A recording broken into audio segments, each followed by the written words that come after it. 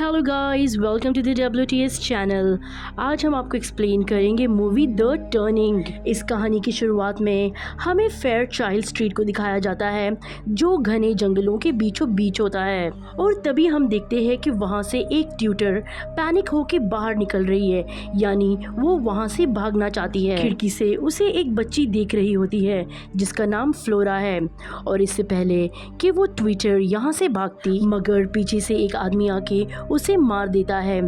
फिर हमें इस घटना के कुछ और साल बाद का वक्त दिखाया जाता है, जहाँ पर हमें एक लड़की दिखाई जाती है जिसका नाम केट होता है, जो कि एक मेंटल असाइलम में अपनी मॉम से मिलने के लिए जाती है। दरअसल उसके पिता ने उसकी मॉम को छोड़ दिया था, इस वजह से उसकी मॉम की दिमागी हालत खराब हो गई। केट अपनी मॉम से इसलिए मिलने आती है क्योंकि अभी वो फेयर चाइल्ड स्ट्रीट जा रही है, क्योंकि वहाँ से उसे फ्लोरा की गवर्नर की जॉब का ऑफर आया है जिसे उसने एक्सेप्ट कर लिया है।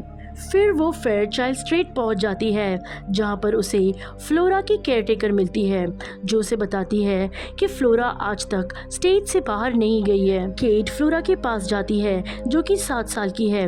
केट फ्लोरा से बहुत अच्छी तरह बात करती है और वो उसे बताती है कि वो कभी भी स्टेट की ईस्ट विंग पे नहीं गई, उसे वहाँ बहुत डर लगता है। अब फ्लोरा की ये बात सुनने के बाद केट रात को ईस्ट विंग में जाती है, जहाँ पर वो ट्रैप हो जाती है। वो देखती है कि वहाँ उसके सामने एक लड़का आता है जिसका नाम माइल्स है, जो कि फ्लोरा का भाई है और बहुत ही अजीब है। दरअसल ये बोर्डिंग स्कूल में पढ़ता है, लेकिन अभी ये वापस आ चुका है। अगले दिन केट को ये मालूम पड़ता है कि माइल्स को बोर्डिंग स्कूल से निकाल दिया गया है क्योंकि उसने अपने एक क्लासमेट को मारने की कोशिश की थी। ये सुनकर केट बहुत हैरान रहती है, लेकिन घर की जो केयरटेकर होती है वो इस बात पर बिल्कुल भी विश्वास नहीं करती, क्योंकि वो जानती है कि माइल्स कभी भी ऐसा नहीं कर सकता। हालांकि केट माइल्स से बात करना चाहती है, लेकिन वो उससे बात करने में बिल्कुल भी इंटरेस्टेड नहीं होता। लेकिन फ्लोरा के साथ केट की अच्छी बनती है। फ्लोरा केट से कहती है कि जो मेरी पिछली गवर्नर थी, यानी जो मेरी पिछली ट्यूटर थी, वो मुझे बिना गुड बाय कहकर चली गई। मुझे मालूम है तुम भी मुझे एक दिन बिना गुड बाय कहकर चली जाओगी। केट कहती है कि नहीं, मैं तुमसे वादा करती हूँ, मैं तुम्हें छोड़कर नहीं जाऊंगी। केट को उसकी पिछली ट्यूटर की एक बुक मिलती है जिसमें उसने लिखा होता है कि माइल्स का जो हॉर्स ट्रेनर था वो माइल्स को सेक्सुअली अब्यूज करता था। ये सब पढ़ने के बाद केट एकदम से शॉक में आ जाती है कि कोई एक बच्चे के साथ ऐसा कैसे कर सकता है। और फिर यहाँ पर केट को बुरे बुरे सपने आना शुरू हो जाते हैं।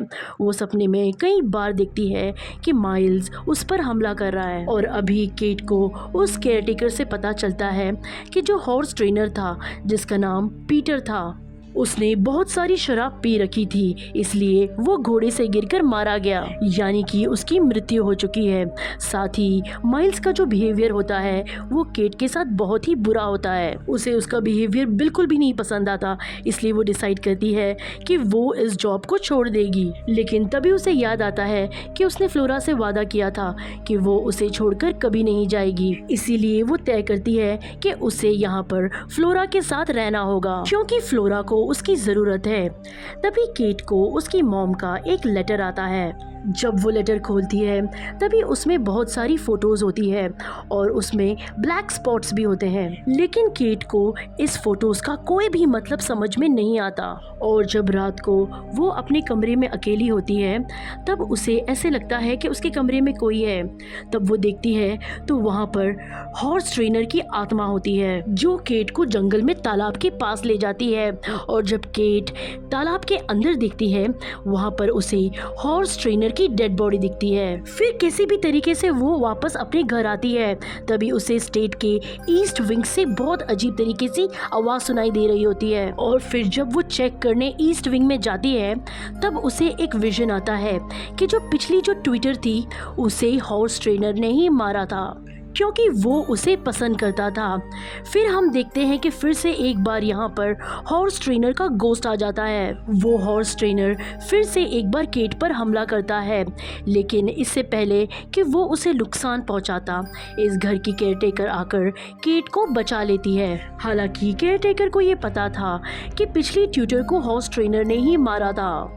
लेकिन अब केट किसी भी हालत में बच्चों को लेकर यहाँ से निकलना चाहती है। तभी यहाँ पर केयर टेकर केट को बताती है कि माइल्स ने ही हॉर्स ट्रेनर को मारा है, क्योंकि हॉर्स ट्रेनर की वजह से ही माइल्स की जिंदगी बर्बाद हो रही थी। उस हॉर्स ट्रेनर की वजह से ही माइल्स का बिहेवियर एकदम चेंज हो गया था और ये बात एकदम सच भी होती है।